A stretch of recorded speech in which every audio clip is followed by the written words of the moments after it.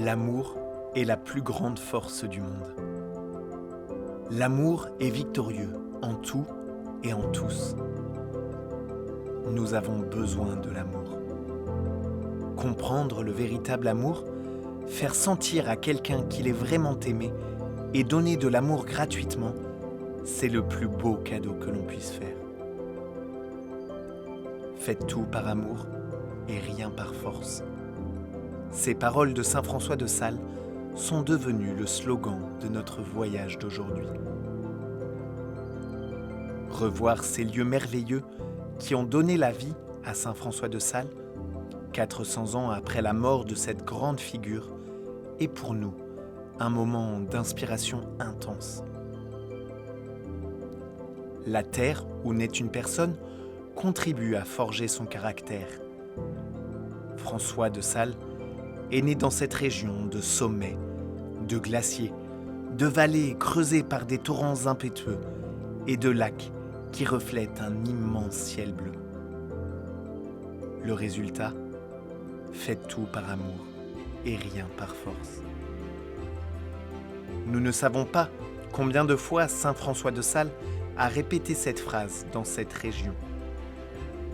Et maintenant, l'écho de ces paroles chaleureuses, gravées dans nos cœurs, nous font sentir toute la tendresse, la douceur et la merveilleuse figure de saint François de Sales. La terre d'Annecy est pour nous une terre qui rayonne d'amour et nous offre de nombreuses perles précieuses pour notre vie. Très chers membres de la famille salésienne, je vous invite à entrer dans cette ville d'Annecy, le lieu de François de Sales. Regardons les racines de notre saint patron et de notre fondateur. Comment ne pas penser que Jean Bosco, lui aussi, était savoyard. Il n'est pas né dans un château, mais avait, comme François, le même don d'une maman pleine de foi profonde. Les mères chrétiennes engendrent des saints. Dans un château, pour François, ou dans une pauvre maison de campagne, pour Jean. On raconte que la première phrase complète que François réussit à formuler fut « Le bon Dieu et ma mère m'aiment beaucoup ». Et le bon Dieu veillait à la fois sur François et sur Jean. Il leur a donné à tous les deux un grand cœur. Tous les deux étaient destinés à se rencontrer. Et un jour, Don Bosco dit simplement à un groupe de jeunes enthousiastes, « Nous nous appellerons Salésiens ».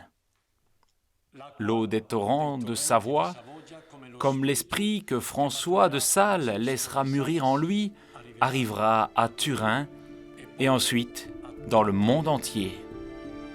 Cette force dynamique de l'amour qui a façonné et défini la vie et la mission de François, qui a ensuite inspiré Don Bosco, est une invitation aujourd'hui à nous engager sur notre chemin.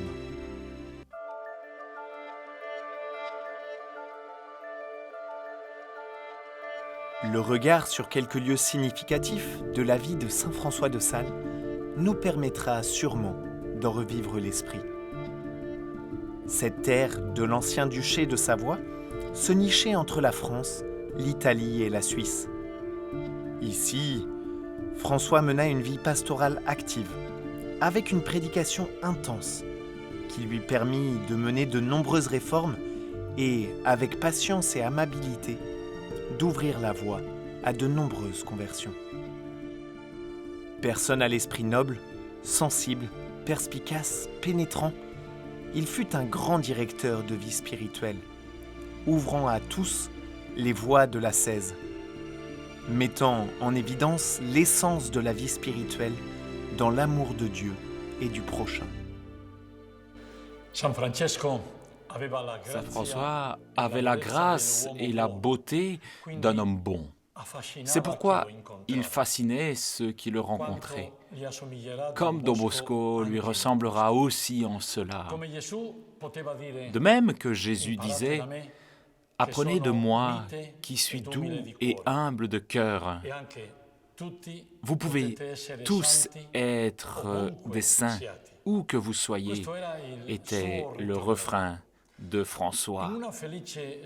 Selon une expression heureuse qui lui est attribuée, il semble que nous devions fleurir là où Dieu nous a plantés. Ce couvent de la Fondation des religieuses visitandines est le lieu d'une grande aventure spirituelle. De nombreuses personnes se sont confiées à la direction spirituelle de Saint François de Sales, parmi lesquelles Jeanne de Chantal, une jeune veuve, noble et riche, mère de 4 enfants. Ce fut, au vrai sens du terme, une rencontre de sainteté. François lui écrivait avec une grande insistance « Restez toujours en présence de Dieu, dans une sainte liberté d'esprit et une confiance totale en sa miséricorde, sans scrupule, sans anxiété et sans trouble. Jetez votre cœur dans les plaies de notre Seigneur, doucement et non pas à la force des bras. » Et dans une lettre de 1604, il dit « Il faut tout faire par amour et rien par force. » Ce n'est pas qu'un slogan, c'est un mode de vie. Pour nous, comme un 4e vœu salésien et une caractéristique de notre famille salésienne, la bonté sera ce qui nous distingue. La charité est la mesure de notre prière, car notre amour pour Dieu se manifeste à travers notre amour pour le prochain, a-t-il dit. C'est la prière de la vie dans le style salésien. Saint François de Sales affirme que ressentir le cœur de Dieu et ouvrir son propre cœur à ses frères et sœurs sont des aspects intimement liés l'un avec l'autre.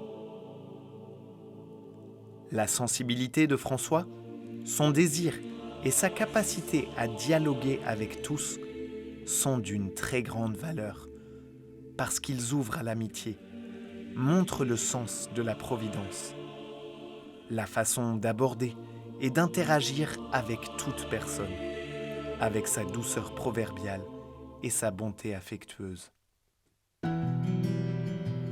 Don Bosco était resté profondément impressionné par la figure de ce saint, au point qu'avant son ordination sacerdotale, comme jeune séminariste, il avait pris cette résolution, que la charité et la douceur de Saint François de Sales me guident en tout temps. Les magnifiques caractéristiques de l'esprit salésien de Don Bosco et les précieuses valeurs de la spiritualité des jeunes salésiens peuvent être mieux appréciées lorsque nous comprenons comment notre fondateur a bu à cette riche source pour étancher sa soif de vie et pour sa croissance spirituelle.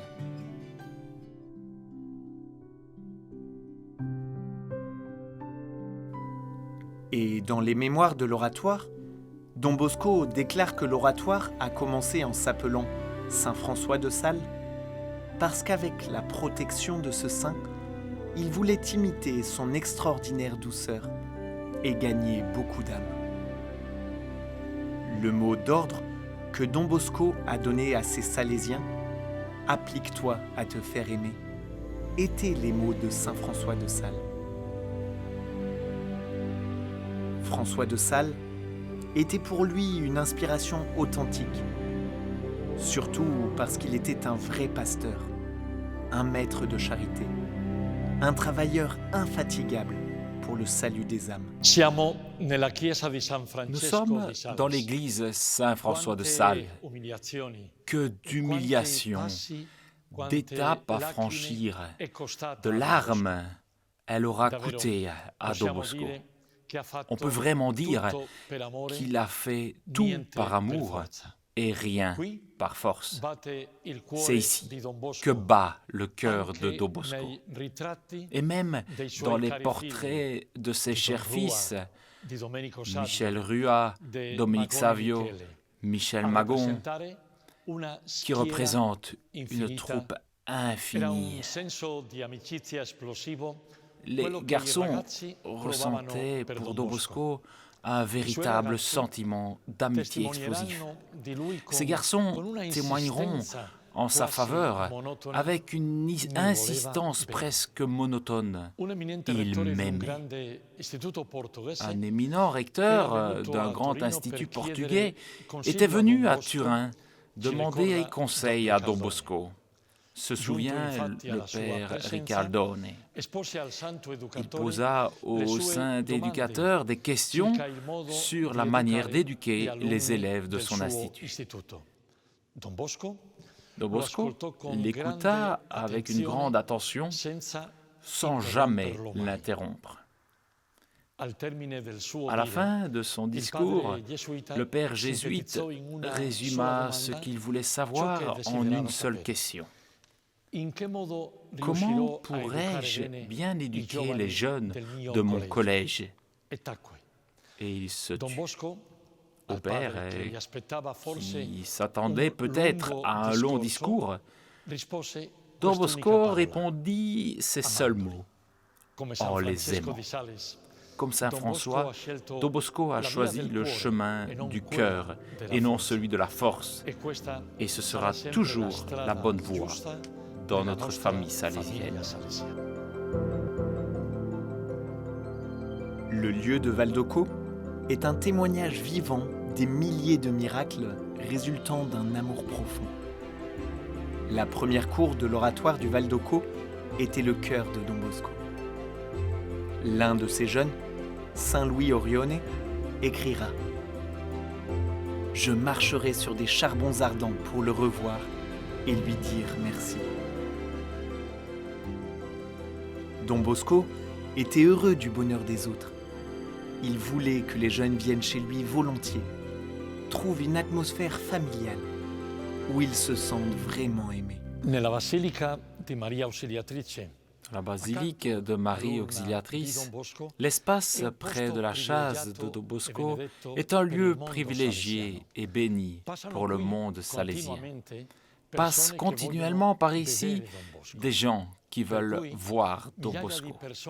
Voilà pourquoi des milliers de personnes ont pu dire « Merci d'être là » et « Près de toi, je me sens un autre ».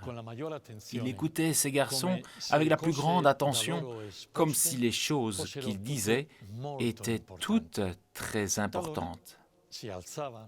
Parfois, il se levait ou se promenait dans la pièce avec eux. L'entretien terminé, il les accompagnait jusqu'au seuil, ouvrait lui-même la porte et les congédiait en disant « Nous sommes toujours amis, hein ?» 29 décembre 1887. Don Bosco est mourant. À la fin de la journée, il fait appeler Don Rua et Monseigneur Cayero. Il les prend par la main et dit lentement « Aimez-vous comme des frères. Aimez-vous, aidez-vous et supportez-vous mutuellement comme des frères. Vous ne manquerez pas de l'aide de Dieu et de Marie Auxiliatrice. Promettez-moi de vous aimer comme des frères. » Cela vaut pour eux et pour toute la famille salésienne. Confions notre engagement à Don Bosco pour qu'il nous apprenne à vivre sa proposition avec un amour passionné. Là où il y a incompréhension, là où il y a rejet, là où il y a antipathie et conflit, là où il y a indifférence, là où il y a division, là où il y a tant d'incertitudes et tant d'insécurité, nous devons nous souvenir de cette phrase magique « Faites tout par amour et rien par force. La proposition de cette étrenne est vraiment fondamentale et importante pour toutes les situations de notre vie. Si l'amour pour le Seigneur et pour chacun de nos frères et sœurs vibre fortement dans nos cœurs. Souvenons-nous donc chaque jour, dans toutes nos missions, dans toutes nos œuvres, de ces slogans. Applique-toi à te faire aimer et fais tout par amour, rien par la force, en faisant résonner et rayonner partout ces saintes paroles. Grâce à Don Bosco et à François de Sales, partout dans le monde, chaque jour, se produisent des milliers de miracles d'amour que la famille salésienne accomplit en faveur des jeunes et des plus pauvres. Comme disait Don Bosco, celui qui aime est aimé en retour. Continuons à vivre cet appel de manière prophétique et concrète, afin que ces paroles résonnent toujours dans notre famille. Applique-toi à te faire aimer. Faites tout par amour, rien par force, et nous pourrons changer le monde. Terminons avec une fervente prière devant le chœur de Saint François de Sales, qui se trouve intact dans le monastère des Visitandines de Trévise. Cher Saint François, nous, membres de la famille salésienne, nous te confions nous-mêmes et les jeunes de nos œuvres. Donne-nous ton cœur et ton esprit.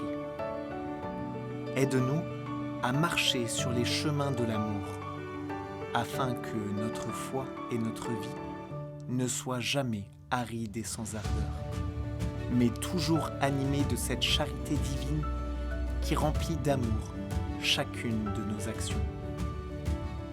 Toi qui disais « La mesure d'aimer Dieu et de l'aimer sans mesure », apprends-nous à aimer Dieu et les autres sans mesure, en démontrant toujours douceur et bonté affectueuse.